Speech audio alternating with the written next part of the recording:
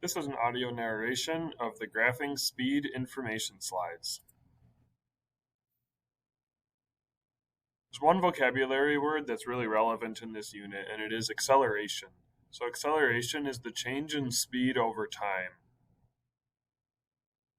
Over time, how much is your speed changing?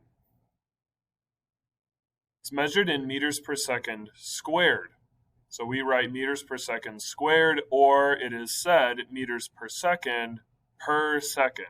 Change in speed, here's the unit for speed, meters per second per second. Don't get hung up on this too much. It's important to know the units, though, in case you're making acceleration calculations. We can graph acceleration using a speed versus time graph. So speed is on the y-axis and time is on the x. Therefore, we can track the changes in speed as time moves forward. There's three general shapes that you'll find in a speed versus time graph. The first is for speeding up. That's a positive slope in a speed versus time graph. Notice how this line is straight.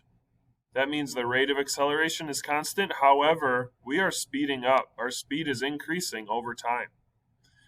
Over to my speedometer, and you see this is me pressing the gas in the car, and we see my needle move toward 240, my speed increasing. This is kilometers per hour. That's a unit for speed.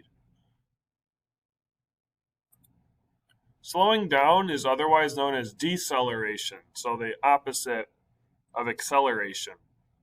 If we're slowing down, then our speed will get lower as time moves forward. So you see this direction down.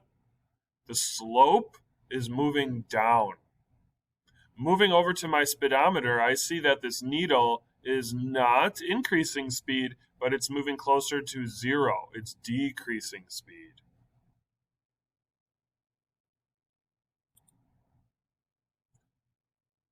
Constant speed, when your acceleration is zero, be careful here because you might think, oh, the object isn't moving. The object is moving, however, the speed at which it is moving is constant.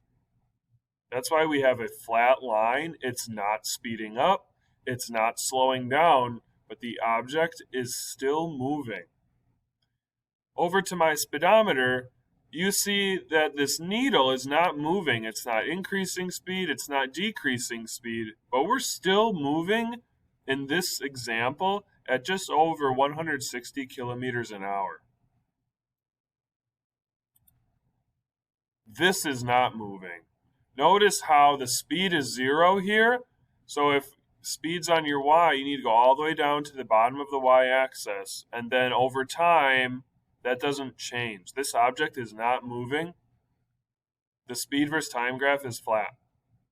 And it's at speed equals zero. I don't have a drawing for this needle, but I would find it right here, just at zero.